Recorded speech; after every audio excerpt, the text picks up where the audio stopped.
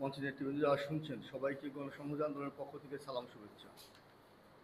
বন্ধুগণ, আপনারা সবাই জানেন যে আমরা গণতন্ত্র মঞ্চ প্রতিষ্ঠার লগ্ন থেকেই বাংলাদেশে নাগরিকদের ভোটাধিকার, আত্মমর্যাদা এবং গণতন্ত্র পুনরুদ্ধারের লড়াই সংগ্রামে আমরা সর্বদাই মাঠে ছিলাম।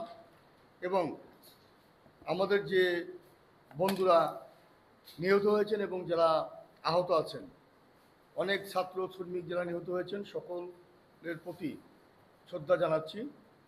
আমরা আমাদের যে লড়াই সংগ্রামে আকাঙ্ক্ষা ছিল একটি নতুন বাংলাদেশ পুনর্গঠনের, সেই নতুন বাংলাদেশ আমরা এখনও পুনর্গঠন করতে পারি নাই। আমরা আশা রাখব এই যে 24-এর গণ অভ্যুত্থানের যে লড়াই সংগ্রামের গড়ে তোলা সরকার, এই সরকার একটি নতুন বাংলাদেশ আমাদের গড়ে তোলার ব্যবস্থা করবেন।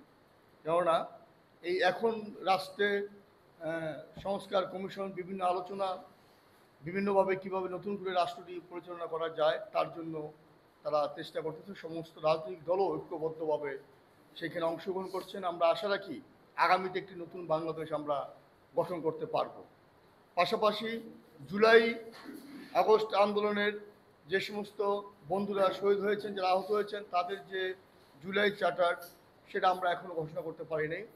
আমরা গণতন্ত্র মঞ্চের পক্ষ থেকে আগামীতে আমাদের যে কর্মসূচি ঘোষণা করা হয়েছে সেই কর্মসূচিতে আমরা যাতে আপনাদের সকলের সহযোগিতা পাই, আমরা যথার্থভাবে পালন করতে পারি এবং আগামীতে একটি নতুন বাংলাদেশ গঠন করতে পারি, সেই আহ্বান জানিয়ে গণতন্ত্র মঞ্চ এবং গণসংহতি আন্দোলনের পক্ষ থেকে আবারও সংগ্রামী অভিনন্দন জানিয়ে শেষ করছি। ধন্যবাদ সবাইকে।